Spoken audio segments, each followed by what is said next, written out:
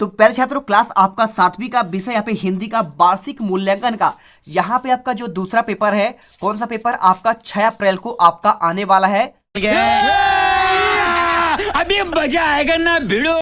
विषय हिंदी का पेपर, तो पूरा पेपर मेरे पास है, 3 घंटा समय होगा। पूरा पेपर आपका 60 मार्क होगा, 24 क्वेश्चन होंगे, एक एक क्वेश्चन आपका पूरा पेपर और इसका एक एक क्वेश्चन और उसका सोल्यूशन आज के इस वीडियो में एक ही वीडियो पर लेकर आ चुका हूँ।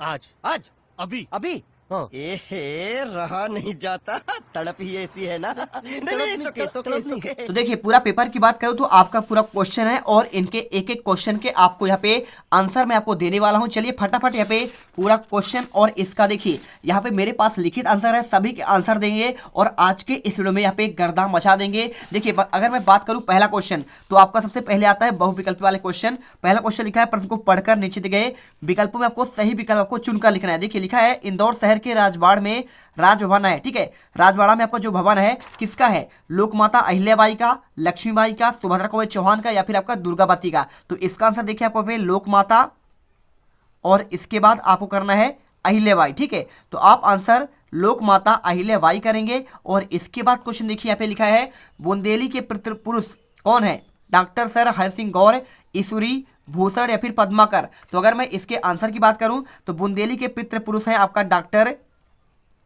सर हरि सिंह गौर। ठीक है, हरि सिंह गौर आपको आंसर ये करना है। और इसके बाद भारत भवन आपका स्थित है, कहाँ पे स्थित है तो आपको बताना है। देखिए यहाँ पे आपका इसका आंसर आपका 4 ऑप्शन है, इंदौर में, जबलपुर में, दिल्ली में या फिर भोपाल में। तो आपको आंसर देखिए भारत भवन आपका भी भोपाल में है। यदि आपने कभी भोपाल गए होंगे, आपका यहाँ पे वन विहार, आपका वहाँ पे नेशनल पार्क भी है, साथ में आपका पे बड़ी झील भी है। ठीक है, झीलों की नगरी कहलाता है भोपाल। और दतिया प्रसिद्ध है शारदा देवी मंदिर के लिए, पीताम्बरा के लिए, बामन गज प्रतिमा के लिए, फिर आपका साल भंजिका के लिए। तो आंसर अगर मैं बात करूं तो इसका आंसर देखिए, दतिया आपका जो प्रसिद्ध है पीताम्बरा पीठ के लिए। तो आंसर आपको यहाँ पे करना है पीताम्बरा पीठ के लिए। ठीक है, तो पीताम्बरा पीठ के लिए आप यहाँ पे आंसर कर दीजिएगा। और इसके बाद क्वेश्चन देखिए, यहाँ पे आपका नेक्स्ट क्वेश्चन मिलेगा, कर्मवती कहाँ की रानी थी? झांसी की रानी, कालपी की, मेवाड़ की या फिर इंदौर की। तो कर्मवती आपका पे मेवाड़ की रानी थी, तो आपको आंसर यहाँ पे आपको मेवाड़ करना पड़ेगा। नेहरू जी की अपनी भस्म कहाँ बिखेरने की इच्छा व्यक्त की थी? नदियों में, खेतों में, पर्वतों में या फिर आपका समुद्र में। तो नेहरू जी ने यहाँ पे जो है अपनी भस्म यहाँ पे नदियों पर बिखेरने की बात कही थी। आंसर आपको यहाँ पे नदियों में कर देना है। और इसके बाद क्वेश्चन देखिए, दीपू कौन कौन सी कक्षा में पढ़ता है? तीसरी कक्षा, चौथी कक्षा या फिर आपका 5वीं या फिर आपका पहली। तो अगर देखिए दीपू पढ़ता था आपका पे कौन सी कक्षा में, तो आपको बताना है 5वीं कक्षा में आपको भी पढ़ना है। कमेंट करिएगा कि आपका सही आंसर है या फिर आपका गलत आंसर है। ठीक है, चलिए, तानसेन और बैजू बावरा की संगीत स्पर्धा कहाँ पर हुई? ओरछा पर, ग्वालियर पर, आगरा पर या फिर आपका दिल्ली पर। तो इसका आंसर देखिए, तानसेन और बैजू बावरा ये आपका ग्वालियर पे सभी हैं। तो आप ग्वालियर यदि आप कभी गए होंगे तो ग्वालियर पे आपको मिल जाएंगे। ग्वालियर में आपका पे बैजू बावरा और तानसेन का मकबरा है। और इसके बाद कवि के अनुसार कुल्हाड़ी डैश डैश को सुगंधित करता है, तो किसको करता है? यहाँ पे देखिए, चैनल को सब्सक्राइब करो पहले, हाँ जल्दी करो। मुझे पता है कि आप लोग नहीं करते, वीडियो देखते हो लेकिन सब्सक्राइब नहीं करते। ये लाल कलर का बटन है, इसे दबाओ, जल्दी दबाओ, जल्दी दबाओ, फिर मैं शुरू करूँ। दबा दो जल्दी, दबा दिया, घंटी भी दबा देना। ठीक है, फूल को, चंदन को, हवा को, फिर भौरा को। तो अगर मैं इसके आंसर की बात करूं देखिए, तो कुल्हाड़ी को सुगंधित कौन करता है? चंदन करता है। जब कुल्हाड़ी से लकड़ी या फिर चंदन की लकड़ी काटते हैं तो सुगंधित हो जाता है। और इसके बाद क्वेश्चन देखिए, तुलसीदास ने संत को डैश डैश के समान माना है? कौवा के समान, हंस के समान, बगुला के समान या फिर कोयल के समान। तो इसका आंसर आपका सिंपल सा है, तुलसीदास ने संत को यहाँ पे हंस के समान माना है। तो आंसर आपको यहाँ पे हंस कर देना है और आपका इसमें आंसर चंदन कर देना है। और इसके बाद क्वेश्चन देखिए, क्वेश्चन 11 से लेकर 20 तक क्वेश्चन आपके यहाँ पे लघुत्तरी है। क्वेश्चन, मेरी भावना कविता में कवि ने किन पर साम भाव रखने की बात कही है? आंसर लिख दीजिए, इस कविता के माध्यम से कवि ने दुष्ट, निर्दयी व फिर कुमार्गतों गलत रास्ते पर चलने वालों के प्रति साम भाव रखने की बात कही है। और इसके बाद क्वेश्चन देखिए, काल क्या है? तो काल में लिखना है, काल समय का बोध कराने वाली क्रिया को काल कहते हैं। और काल के आपके भेद होते हैं। देखिए, पहला आपका होता है वर्तमान काल, भूतकाल जो बीत गया, और भविष्य काल आपका है जो आपका आने वाला है। और बिना अलार्म दीपू सुबह कैसे उठ जाता था? आपको यह आंसर बताना है। तो अगर मैं इसके आंसर की बात करूं, देखिए, रात को सोते समय अपने सिरहाने रखे तकिए से सुबह उठने को कहकर सोता था और आश्चर्यजनक रूप से ठीक प्रातःकाल में उठ जाता था। और दीपू इस प्रकार सुबह बिना अलार्म के ठीक समय पर उठता था। इसके बाद देखिए, मुहावरे का प्रयोग करना है। देखिए लिखा है, नाक में दम करना। तो पहले लिख देना है नाक में दम करना। अब इसे कैसे करना है, तो इसका अगर मैं वाक्य में प्रयोग करूं तो लिख देना है, देखिए आपको पे लिखना है, ठीक है, भारत के सैनिकों ने, क्या लिखना है, भारत के सैनिकों ने पाकिस्तान के नाक में दम कर रखा है, नाक पर दम कर रखा है, ठीक है। आपको आंसर ये कर देना है। इसके बाद क्वेश्चन देखिए, सीधे मुंह बात न करना, इसका मतलब प्रयोग कैसे करेंगे, इसे करेंगे, राजू कभी भी सोहन से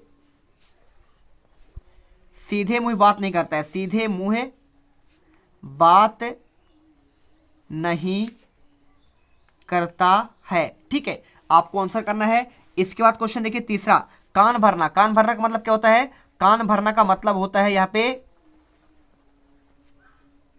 शिकायत करना, तो आंसर कर देना है शिकायत करना। आप भी इसका अर्थ लिख सकते हैं शिकायत करना, और प्रयोग कैसे करना है, राधा हमेशा सास के कान भरती रहती है, ठीक है। आपको आंसर यहाँ पे इस प्रकार करना है। और इसके बाद लिखा है, नर्मदा नदी को मध्य प्रदेश की जीवन रेखा क्यों कहते हैं, तो आपको लिख देना है, नर्मदा मध्य प्रदेश की सबसे बड़ी नदी है। क्या लिखना है, मध्य प्रदेश की सबसे बड़ी नदी है जो अमरकंटक से निकलता है। कहाँ से निकलता है, अमरकंटक से निकलता है, लिख देना है इसमें, अमरकंटक से निकलता है। और अधिकांश जिलों में प्रवाहित होती है, ठीक है, लिख देना है प्रवाहित होती है, जिससे सभी जिलों में, ठीक है, सभी जिलों में खेती तथा पीने के पानी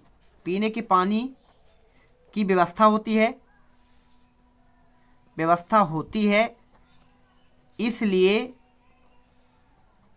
नर्मदा नदी को मध्य प्रदेश की, यदि आप जबलपुर में रहते होंगे, ठीक है, मध्य प्रदेश की जीवन रेखा कहते हैं, ठीक है। यदि आप मध्य प्रदेश में, अभी देखिए जबलपुर में रहते होंगे तो आप जानते होंगे वहाँ पे पानी जो आता है नर्मदा नदी से ही आता है, पूरे यहाँ पे पूरे सिटी पे आता है, तो मध्य प्रदेश की जीवन रेखा कहते हैं। बस आपको यहाँ पे आंसर लिख देना है। और इसके बाद लिखिए, मध्य प्रदेश के लोकनृत्य और लोकनाट्य में कौन कौन से, आपको यह आंसर पूछा गया है। 7वें क्वेश्चन पूछा गया है, छंद क्या है, इसके आपको प्रकार पूछा गया है।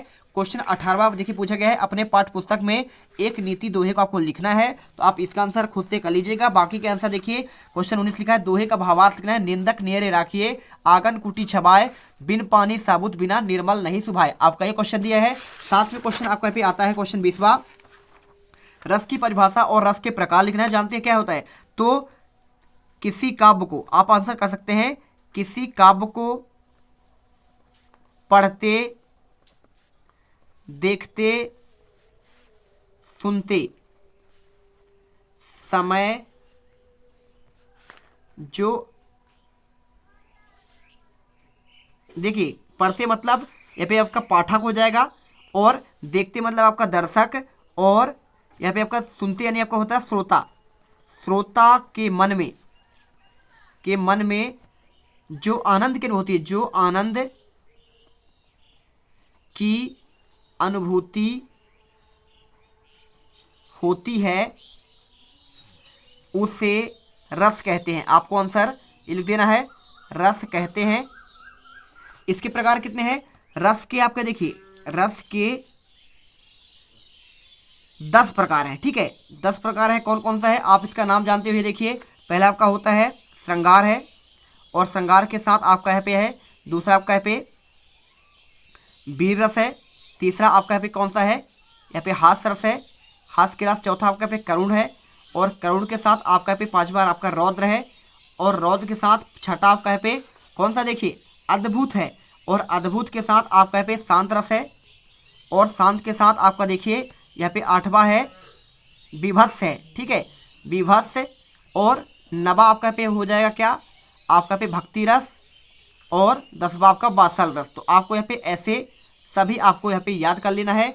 एक एक करके आप यहाँ पे याद कर लो। और इसके साथ देखिए यहाँ पे ये सारे करने के बाद आपको क्वेश्चन दिया है 3 दिन के अवकाश के लिए आपको प्रधानाध्यापक को आवेदन पत्र लिखना है और परीक्षा में प्रथम आने पर मृतक को आपको बधाई पत्र लिखना है। और एक आपको यहाँ पे निबंध लिखना है, देखिए इंटरनेट, समाचार पत्र, बाल पत्रिका और आपका प्रिय खेल। ठीक है, तो इनके आंसर आपको पे नेक्स्ट पार्ट में देंगे और उस पार्ट में आपको यहाँ पे प्रॉपर तरीके से हर एक क्वेश्चन का आपको आंसर बताया जाएगा। तो मिलते हैं नेक्स्ट वीडियो पर। जय हिंद, जय भारत। वीडियो को दिल से लाइक करें, हर एक पेपर का आपको यहाँ पे आंसर आपको दे दिया गया है, जल्दी से जाकर आप यहाँ पे देख लीजिएगा। मिलते हैं नेक्स्ट वीडियो पर।